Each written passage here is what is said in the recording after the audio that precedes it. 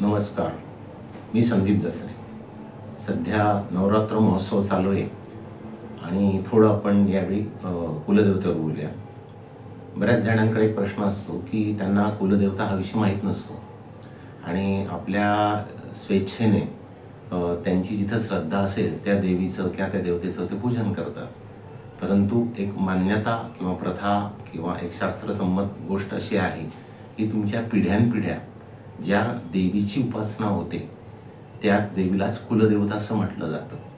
त्याच्यामुळे प्रत्येक पिढीतल्या व्यक्तीने आपापल्या परीने काहीतरी मनाने पूजन करणं, मग आमची श्रद्धा गडावरच्या देवीवर आहे किंवा आमची माहूरच्या गडावरच्या देवीवर श्रद्धा आहे व अन्य कुठल्या देवीवर श्रद्धा आहे असा विषय याच्यात नसतो.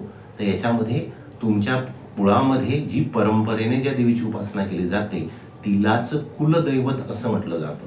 आणि कुलदैवत हे काही म्हणजे देवीच्या स्वरूपातच असतं अशातला भाग नाही, तर खंडोबाला सुद्धा काही ठिकाणी पश्चिम महाराष्ट्रामध्ये ज्योतिबा हे सुद्धा कुलदैवत आहे आणि त्या कुलदेवतेचं परंपरेने पूजन करणं याच्यामध्ये अपेक्षित असतं.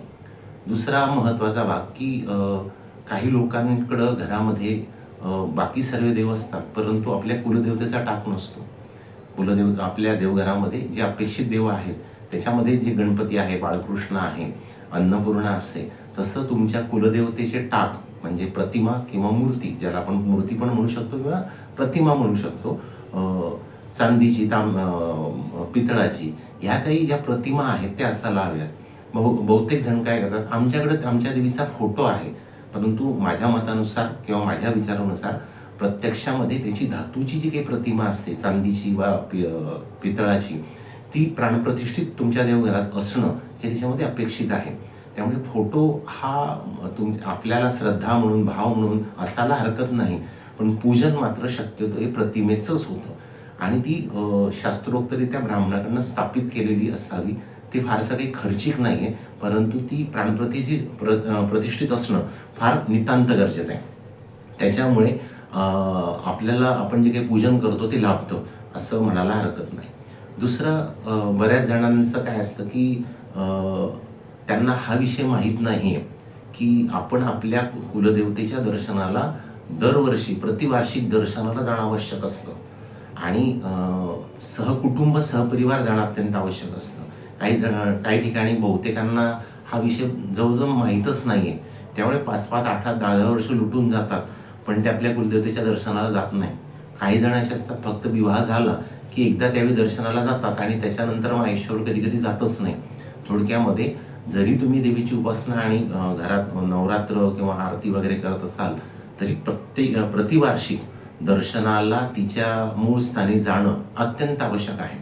आता याच्यामध्ये काही यजमान असे पण येतात की ते मूळचे निवासी असतात राजस्थान किंवा गुजरातचे आणि मग ते तिकडं त्यांना जाणं काही कारणाने एवढं दूर जाणं शक्यच होत नाही, अशी स्थिती पण होते.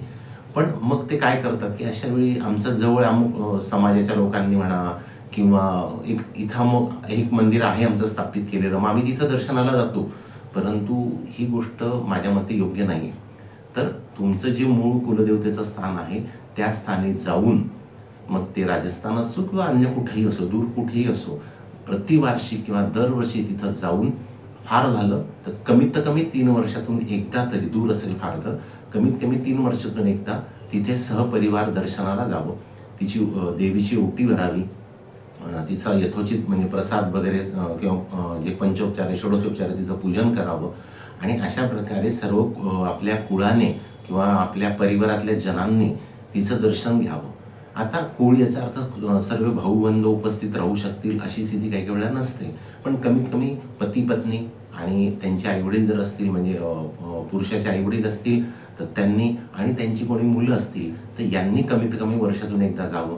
काही वेळेला काही लोकांची म्हणजे दूर असल्यामुळे अशी विचारधारणा पण असते की एखादा पुरुष फक्त जाऊन येतो आणि दर्शन घेऊन येतो, पण याच्यामध्ये सर्व परिवाराने तिथं दर्शनाला जावं आणि तिचं पूजन करावं अशी याच्यामध्ये अपेक्षा आहे. दुसरा महत्त्वाचा भाग की काही जणांना म्हणजे अशी स्थिती पण असते काही वेळेला की त्यांची कुलदेवता माहीत नसते आणि मग पिढ्यानपिढ्या माहीत नसल्यामुळे ते परस्पर कुठल्या तरी मनाने दुसऱ्या देवतेची उपासना करतात. ते नवरात्र वगैरे करत असतील परंतु तुम्ही तुमच्या कुलदेवतेचं जर पूजन करत नसाल आणि अन्य कुठल्या देवतेचं जर पूजन करत असाल तरीसुद्धा तुम्हाला मानसिक त्रासाला सामोरं जावं लागतं. त्याच्यामुळे यामध्ये तुम्हाला तुमच्या कुलदेवतेचं नाव माहीत असणं अत्यंत आवश्यक असतं. असा एक अनुभव आहे, माझा अनुभव आहे. आणि तुम्ही त्या कुलदेवतेच्या दर्शनाला जाणं नितांत गरजेचं आहे. दुसरा एक यातला महत्त्वाचा भाग असा एक येतो की आपल्या कुलपरंपरा कुठल्या आहेत ह्या आपल्या परिवारातूनच पुढच्या पिढीला कोणी सांगत नाही. म्हणजे उदाहरणार्थ सासू सासऱ्यांनी किंवा पुढच्या पिढीला मुलांना हा संस्कार त्यांच्या आईवडिलांनी देणं किंवा माहिती देणं किंवा आपण हे कशा पद्धतीने करतो हे सांगितलं जात नाही, अथवा त्या परिवारात त्या गोष्टी नीट केल्या जात नाही. आणि याच्यातून काय होतं, मग मनाने काहीतरी ती जी विवाहित स्त्री त्या परिवारात येते ती एखाद वेळी करते, अथवा कोणी काही करत नसेल किंवा परिवारातून विरोध असेल किंवा माहीत नसेल तर काहीच करत नाही. मग आणि काही करत असेल तर मग ती आपल्या मनाने माहेरला जे काही माहीत असतं ते करते. तात्पर्य ज्या कुळात एखादी स्त्री विवाहित होऊन जाते तर तिच्या पती कुळामध्ये जे परंपरेने चालत आलेले म्हणजे कुलाचार आहेत, ज्या पद्धती आहेत त्या करणं हे अत्यंत आवश्यक असतात. आणि त्या घरातल्या व्यक्तींनी, मोठ्या व्यक्तींनी म्हणजे पुढच्या पिढीला, मुलाबाळांना, पुढच्या नातवांना या गोष्टी सांगणं आणि या प्रथा आपण कशा पद्धतीने पार पडतो हे सांगणं अत्यंत आवश्यक असतं. परंतु बऱ्याचदा ही माहिती किंवा हा संस्कार पुढे दिला जात नाही आणि याच्यातून मोठ्या समस्या निर्माण होतात. त्याच्यामुळे मला असं वाटतं की प्रतिवार्षिक दर्शनाला जाणं हा सुद्धा एक महत्त्वाचा कुळाचार आहे. तुमची कुलदेवता कोणती आहे तिचं नाव माहीत असणं आणि ती कुलदेवता ज्या मूळ स्थानी असेल, मग ती किती दूर असो, कदाचित ती राजस्थान असो, गुजरात असो वा अन्य कुठेही असो, तर त्या ठिकाणी जाणं गरजेचं आहे. आपल्या मनाने असं नको की जसं एखाद्याची कुलदेवता तुळजाभवानी आहे आणि नाही आम्ही इकडं सप्तशृंगी गडावर जातो तर देवीच्या गडावर तुम्ही जाऊ नये अशातला विषय नाही आहे, किंवा तिचं पूजन किंवा तिचं दर्शन घेऊन या अशातला भाग नाही आहे. पण नवरात्र महोत्सवामध्ये फक्त कुलदेवतेच्याच पूजनाचा मान आहे आणि त्या आपल्याच कुळाच्या देवतेचं पूजन करणं अत्यंत आवश्यक आहे.